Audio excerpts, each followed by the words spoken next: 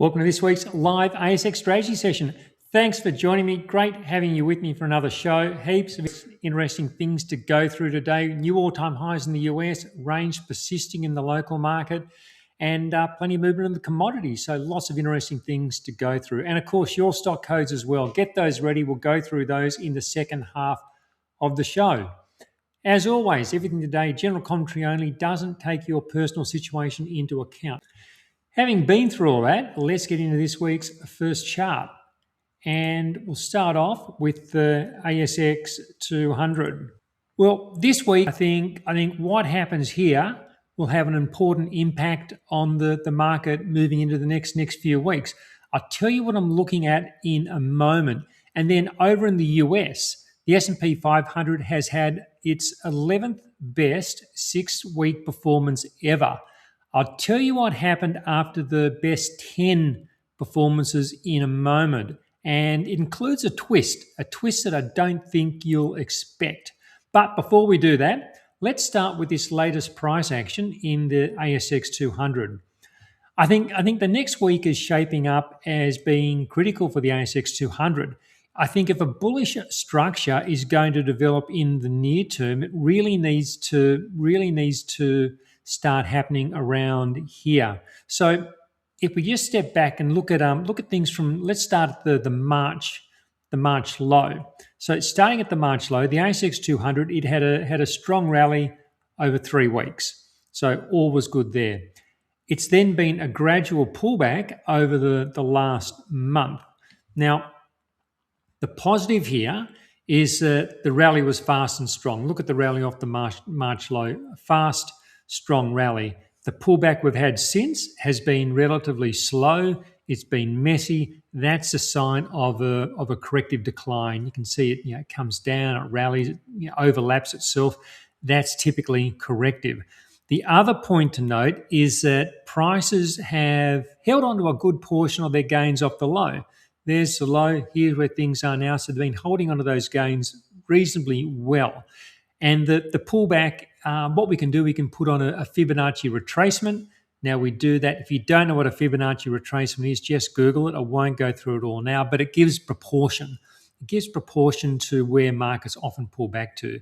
We use the low point, we use the high, and this green zone is the Fibonacci retracement area. And as you can see from this is currently right in that classic Fibonacci zone at this time. So look, that's something interesting to take on board, that alone. It's also interesting to see prices briefly hit a new low on Wednesday. Let me just expand that a bit. We had a low here on late April. Prices briefly broke below there on Wednesday and then quickly snapped back. So that sets up a possible false break situation, which is something we often see at lasting lows. So interesting to see the snapback after the test of that previous low. So all this creates the potential backdrop, I think, for another rally. But the key now is prices really need to hold the line. They need to hold the line at this current point. This gradual decline we've had, it just can't keep going. It just can't keep eating away at those earlier gains. The risk now is that prices slip again, break below Wednesday's low, and then that creates a situation where the ASX 200 has declining lows and declining below falling moving averages. And I think that's when the risk of a move towards the lower end of the range really starts to take a step forward. And the range I'm referring to, I just sketched that in for you. The range I'm referring to is this one here. And so this is an 8-month range, goes back to last August. And so prices have really been unable to sustain momentum in either direction since that time, throughout the period in the range. And instead, we've had this back and forth price action where prices just back and forth across the moving averages.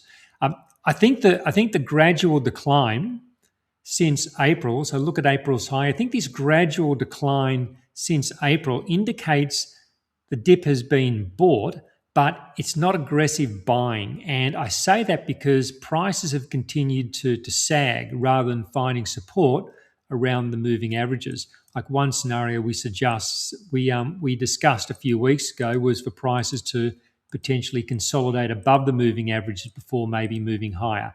But we haven't had that consolidation along the moving averages. Instead, prices have sagged below the moving averages. So that's why I say that buying hasn't been particularly aggressive. Nonetheless, it does seem to be interest in buying the dip. And I think this sagging in the price action, I think it plays into another scenario that we discussed in recent weeks, and that is that this big range prices have been in, it could persist for several more months. Now, the timing with ranges is never certain. We just don't know. We don't know when they're going to break out. You can't tell. But when they do break, they often lead to strong trends.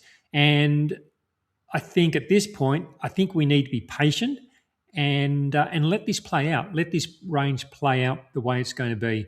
Watch these current lows. If the market can rally off those, well, that it reduces that risk of a move down towards the lower end of the range.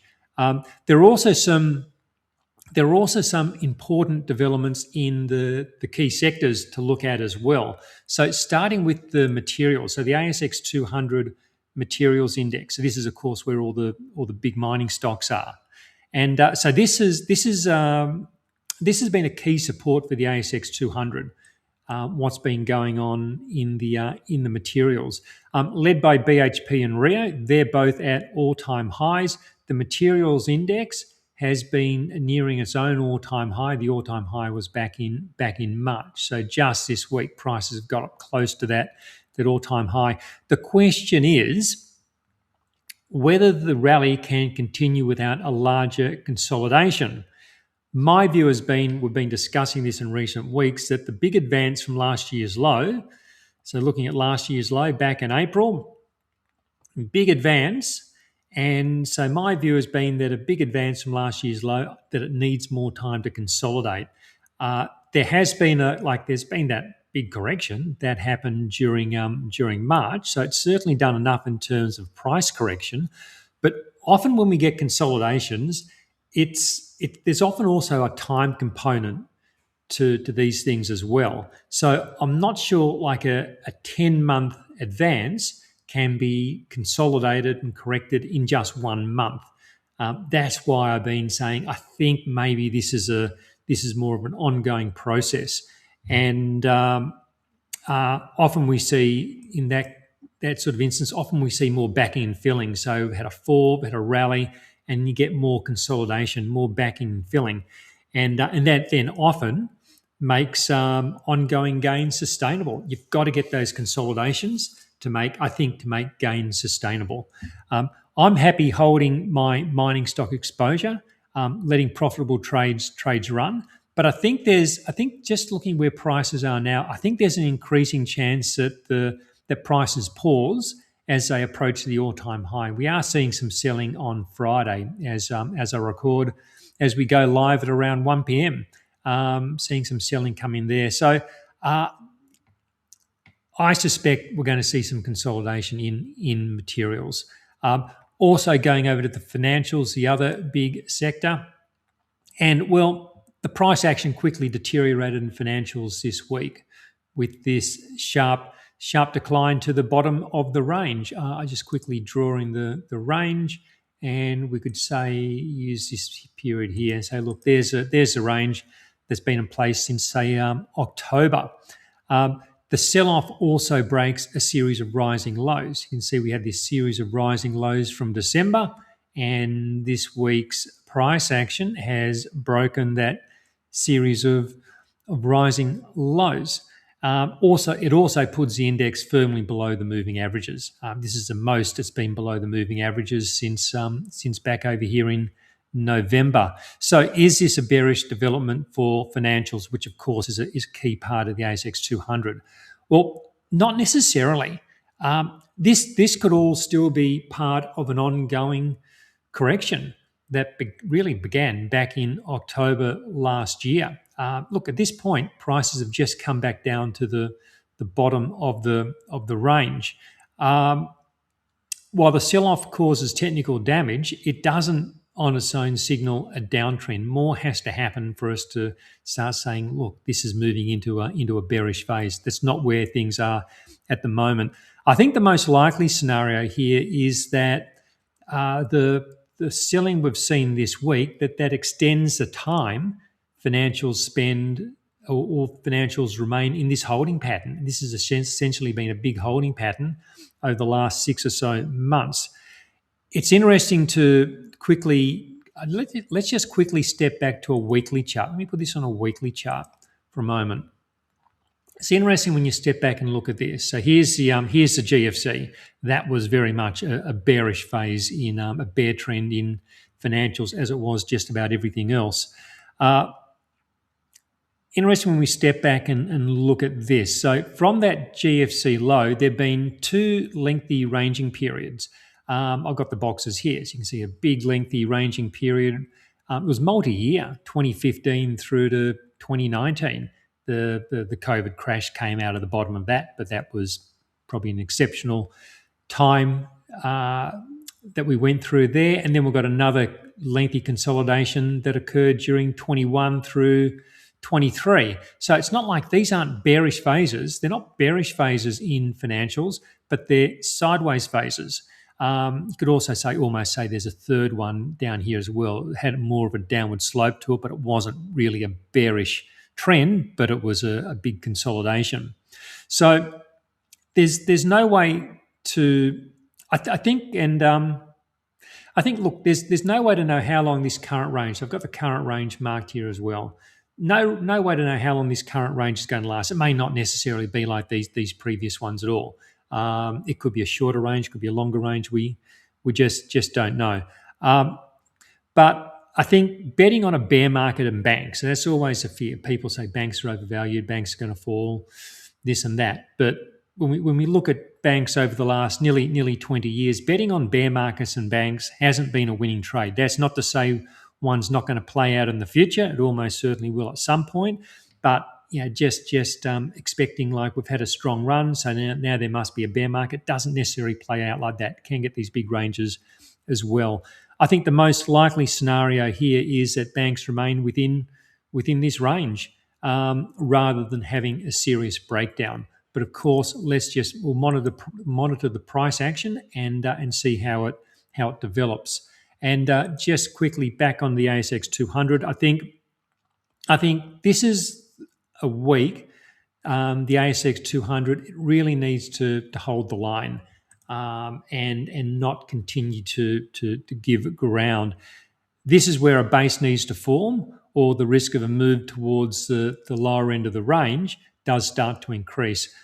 I think this is now all about being patient. There's naturally going to be fewer opportunities during these ranging periods, and that's okay. We don't need to be doing something all the time. That's a mistake a lot of people make. They're always looking. They've got to be doing something. You don't need to be doing something all the time. This is about waiting for the right setups. Ranging periods can be frustrating. They can drag on. They can be choppy. They can be difficult, but they often lead to some of the best trends when they eventually break.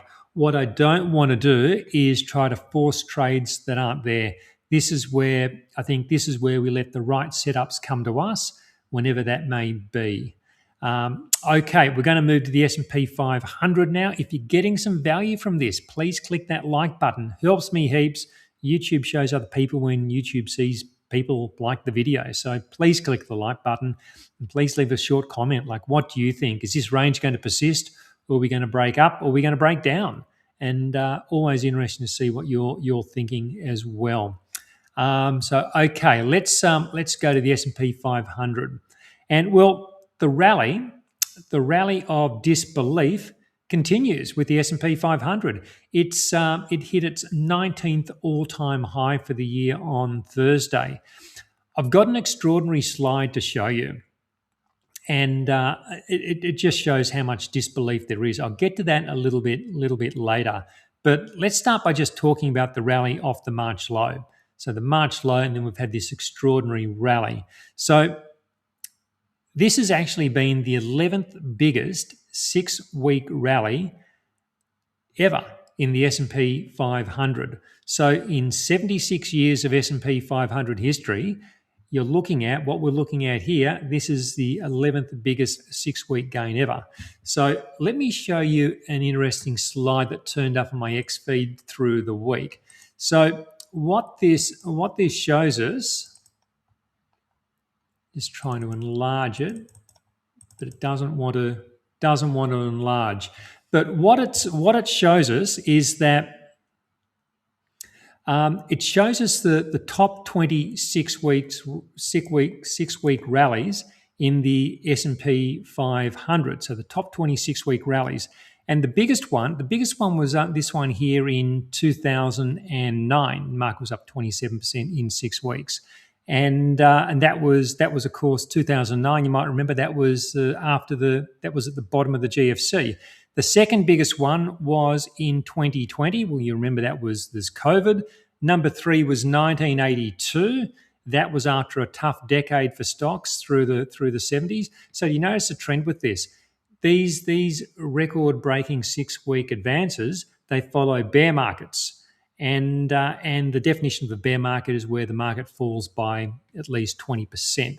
So bear markets have led to these big rallies. Of these 20 biggest 6-week rallies, this is the only one. This is the only one to occur without having either a bear market or being part of a bear market rally, or like the lows from a bear market. So coming back to the S&P 500, this the current rally has taken place after just a 10% pullback or a 10% correction. So from that perspective, this really is a one-of-a-kind rally. It's also interesting what happened after the other top 19 6 weeks rallies that was just on that slide I had up. And they essentially led to further gains 1 year out. I think the power of the latest rally is positive. When we look at that slide, we look at how 6-week rallies tend to play out over time.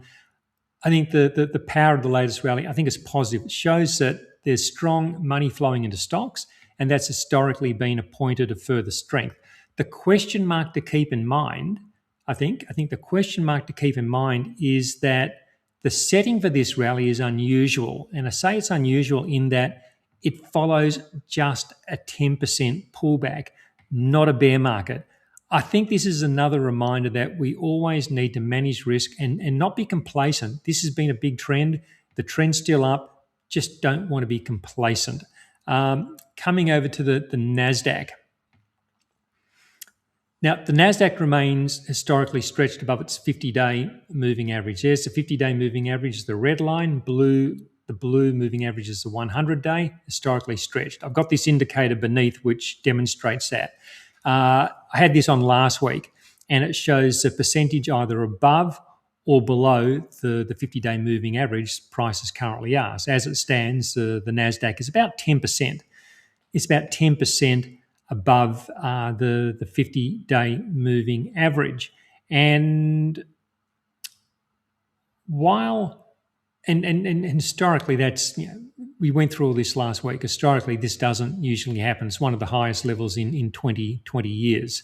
While it may seem counterintuitive, high levels in the indicator are often a sign of bullish conditions. And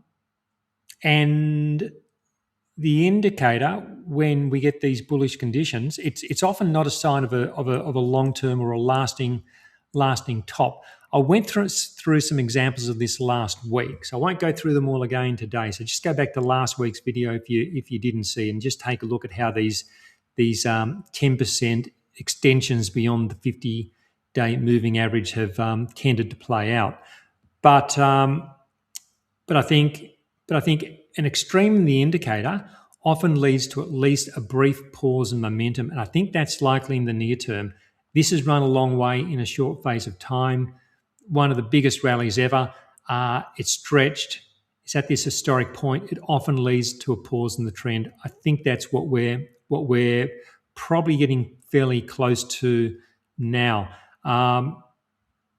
I think there's a good chance we get a mild pullback in the Nasdaq and the S&P 500 for that matter, but not all the way back. I'm not looking at a pullback all the way back to the 50-day moving average. Rather maybe a pause while the moving averages catch up. I'll show you why I don't think a bigger correction is about to happen just in the near term. Have a look at this. This was really interesting through the week. So this is the latest AAA survey. That is the American Association of Individual Investors. We looked at this last week, and it's even more extreme this week. So this is the latest survey. Came out on Thursday. What I find fascinating is the number of bears have increased this week from 33% last week to 36.6% this week. And the percentage of bulls are also up, but only by 1%. 38.3 to 39.3. So it's the bearish camp that's growing fastest. So we have this situation where the market is hitting all-time highs and there's increasing skepticism in the rally. In my experience, bull markets top out on euphoria. Like everyone's fired up, everyone thinks things are going to continue forever. Just like silver. Think about the rally in silver. Through November, December, into January. It was a euphoric top in silver, and we talked about that at the time. Skepticism, as we're seeing in the stock market, it's generally a fuel for a rally. It's typically not a red flashing light that the market's about to crash. Of course, anything can happen, things can be different, but this is just the way things tend to play. There are aspects of the market that are a concern. Like for instance, if we look at the Dow Jones. So if we look at the Dow is yet to make a new all-time high. There's the all-time high in February. Dow hasn't made an all-time high yet. So that's non-confirmation. That is a cautionary sign. And then we can look at the percentage of stocks above their 100-day moving average. So this is a percentage of S&P 500 stocks above their 100-day moving average. It's 46.3% at the moment. So less than half of S&P 500 stocks are currently above their 100-day moving average. So participation isn't booming by any stretch. And this could be contributing to the growing skepticism that we just saw on that survey result. But markets often provide contradictory signals, and this creates doubt. And people then think up all sorts of bearish scenarios that, well, they usually don't play out. So as far as the S&P 500 goes, I think rather than trying to understand every piece of the puzzle, like we went through some contrary signals then, some positive signals, rather than trying to understand every part and making sure every part makes sense, I think the best approach in these situations is to bring it back to the price action. When I weigh it all up, this is an uptrend. It's as simple as that. The money is made by staying on trends. It's not made by picking tops. And I think the odds favour staying on this move. My approach here is to stay long stock, stay with the trend. If it all turns around and it quickly comes down and falls away, well, then a good exit strategy can minimize downside risk. That's what exit strategy is all about. Exit strategy isn't about having to get everything right. It's about having a safety net there for when things don't go to plan. But at this stage, it's an uptrend. I think the uptrend is worthy of staying on. So we're going to go over and do the small caps now. We'll look at the US small caps, the Aussie small caps. We've got the commodities to go through. Any stock codes you want to go through, get them ready. We're going to go through them also. But of course, that wraps up the free section. If you're not a strategy session member, there's a link below. Click that, come on in, and it doesn't cost you very much. We're going to go through a whole heap of more stuff, which you're probably not going to get elsewhere. So think about doing that. All right, so let's start off with the US small caps. We'll start with the Russell 2000.